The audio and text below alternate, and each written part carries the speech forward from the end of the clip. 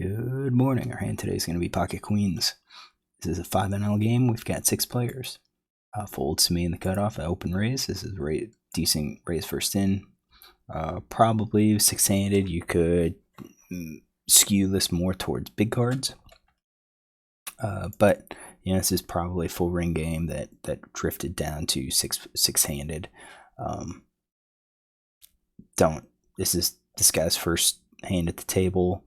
This guy looks to be loose passive. This guy looks to be loose, maybe aggressive, but 3 hands total, so tough to say. So I'm going to go with it, and what ends up happening is that all three of these players call. So I'm going to start with big blind. I think he's calling extra wide. This is 50%, could be even larger here, maybe even all suited cards. I just started with this and say, okay, everyone's going to start with this, and then we could pare it down. So the button, we only have 3 hands. I'm going to say the button's probably like suited aces, maybe some of these suited broadways, king 9, queen 9, suited 1-gappers, suited connectors, pocket pairs. I'm going to assume he would have raised jacks plus and ace queen, since he has raised 1/3 of the hands that he played. I'm going to give him, I don't think I'm going to give him the ace-x hands. I think I'm going to give him like ace-10, ace-jack offsuit, like these offsuit hands, and the connectors here, the offsuit connectors.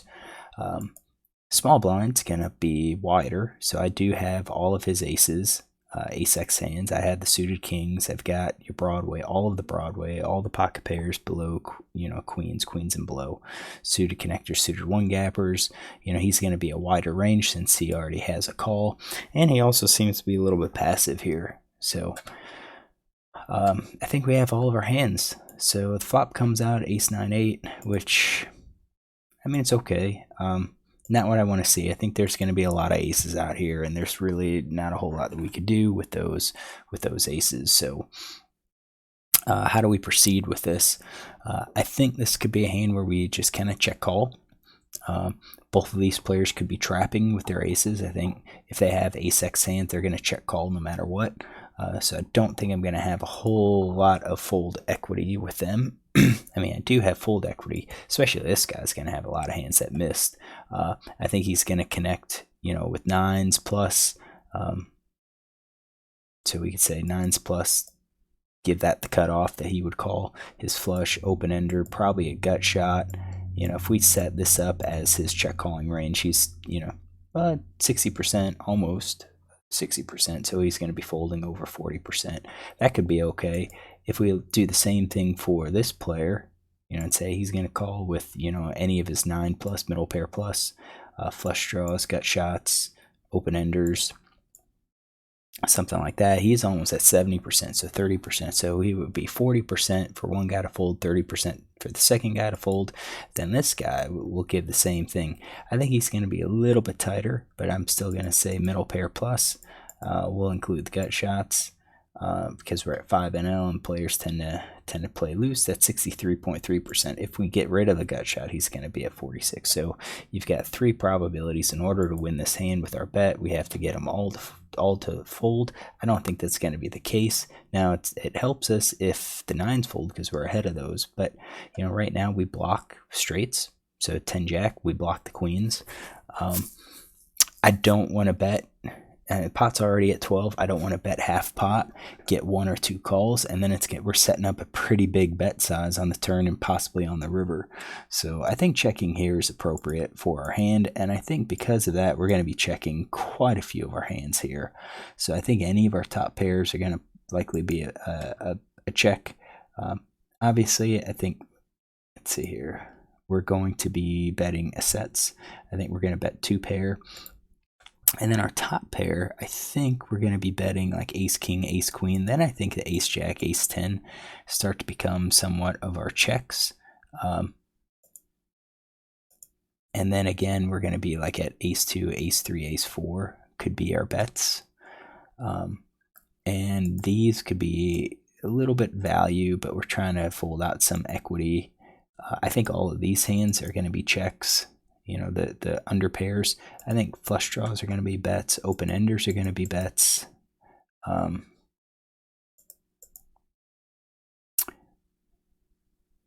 probably gut shots are going to be some bets as well. And then our, I think 2-card backdoor flush draws would likely be a check call. Let's get the rest of these. I think we're checking those, and I like those because we block straights at that point.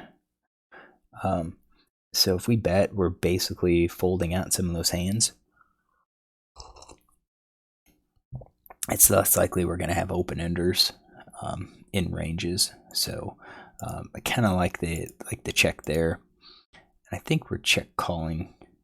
If he bets, probably all of those. Now these lower ones just kind of depends. If we check and he bets, and then we get a call by one or both of them, I think we just fold it. I think we just fold these. I think we're going to be like way behind. So let's see what we do. We've got a check.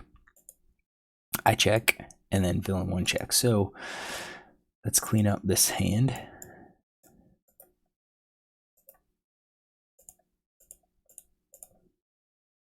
Give ourselves the checking range. All right, so, and we have no made hand there. So we are going to X out the flush draw, open ender, and gut shots. So we've got that. The player behind us checks. And when he checks, I think he would have bet a set and 2 pair. And I think he probably would have bet top pair as well. But I think, and maybe these unders, but I'm going to say he's just checking those. I think he could have flush draws and everything. So I'm just going to make sure that these get fixed properly.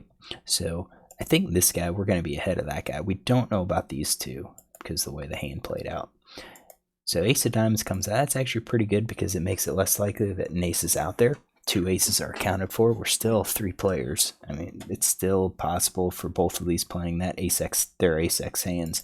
It's entirely possible. So villain 2 checks. So small blind checks. Do I think he's going to be? I think he could check the full house. I think he could check 3 of a kind. I think he could check basically everything. And then it comes to this player. What does he have? Well, I kind of feel like a full house would be checking here. I think 3 of a kind could definitely bet, but so can some of these pairs. Any of these weak pairs along with the draws. So we're going to say something like this. And let's get this here. You could see that about a quarter would be a draw. Like he's just attacking now because everyone showed weakness. He's going to think, well, no one has the ace. And that's why I think he could bet with these pocket pairs, the middle pairs, and the weak pairs and so forth. Maybe even all of them. So it's on me. I can't really fold here. This guy's probably weak and this guy's weak. And I think if I call, it's going to be a lot less likely that either of these call. Definitely villain 1. So I'm not too worried about him calling with the ace. Villain 2's the big question. So I think at this point it's too... I don't think we can just fold.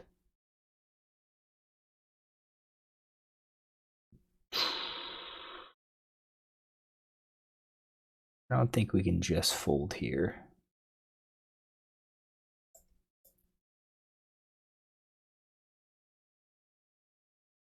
So I think we're calling with these pairs. And the middle pair's a big question. I think we've got some value to call with those middle pairs. So I think we're going to be calling those. Could we raise? Yeah, we could raise, but I don't really like it because I think if we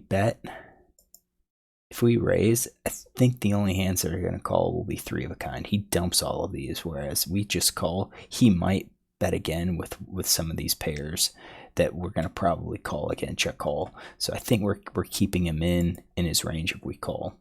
So I did call here, and then both of those players folded. So again, I'm not too surprised. I think this guy was overly weak. He had the opportunity to bet on the flop and he chose not to. This guy he could have been slow playing. But anyways, we're heads up on the river. Jack of hearts comes out.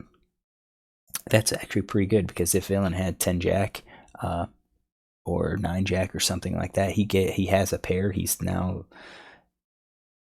if he bet with 10 jack, which is possible, he now has a pair. He's going to bet, and I call. If he checks, I do think we bet.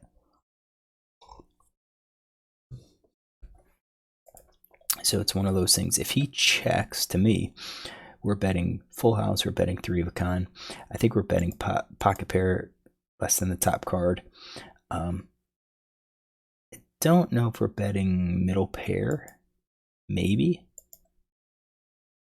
All of our weak pairs would be a bluff, and we've got some showdown value here. So I kind of think if we're bluffing here, we are doing so with hands that I don't figure to really win, you can say. And that's, I think I'm betting all of those with the full house. We don't have a huge number of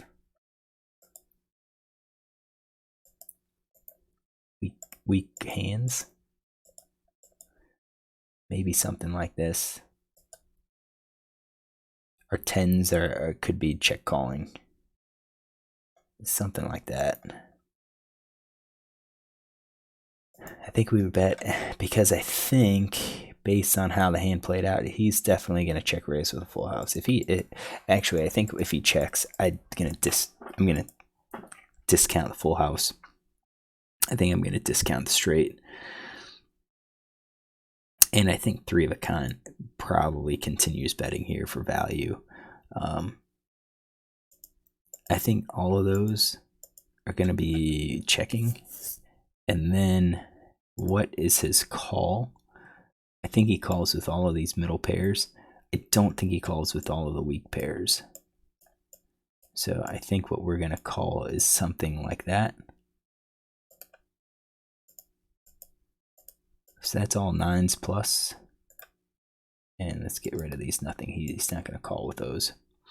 So we're looking at like 50-50, and we just kind of crush. We split with that top pair. We crush those. So if he somehow,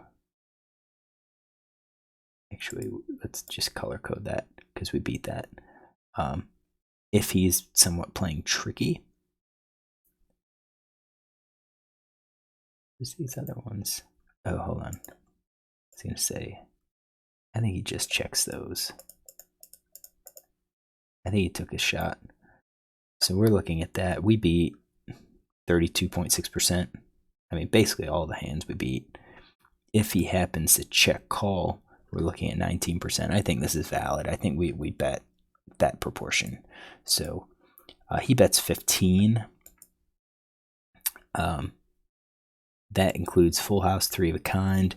It's one of these questions, does he just check these or does he bet? If he never does that, if he's always betting the aces, 3 of a kind plus, I think we fold. But if there's any chance that he's going to be betting these middle pair hands, so I'm going to say those. Oh, hold on, let's color code these again. If there's any chance here, so we call, he bets, we've got 12%, he's 22%, so like a third. We need 25% to win. We're looking at queens. We beat basically all of those with the tie of 12%. 12 out of 22. This is a third, more than a third. We're getting the odds to call. I think this is an easy call. I mean, just based on pot odds. Exploitatively, though, we have to know the player, and his stats aren't up here, so it's hard to tell or hard to judge how he plays this. Definitely, we've kind of played it slowly. Once we called, we could have easily called with an open ender or a flush draw, or maybe a 9 hands like what we currently have. And this jack obviously doesn't help, so now he's going to bet to try to represent the ace. So I did call. He shows ace jack, so he shows full house, which just kind of comes down with question mark of what does he have. So that's our hand. I'm gonna probably have to find this guy and take a note on him, so that way we know how he plays. Let out with that ace, and then let out again. I still have to figure out if he would make this play as a bluff. Could we have folded? Yeah, we could have. But it's one of those unknowns. If we don't know the player, he could be betting. Oops, he could be betting something like this where he assumes we don't have the ace. Although in reality, I think 25 NL could do this. Some players at 10 NL can make this play. Some aggressive players can make this play. 5 NL, probably this could be a fold. All right, so hopefully you enjoy this hand. If you do, look tomorrow for another.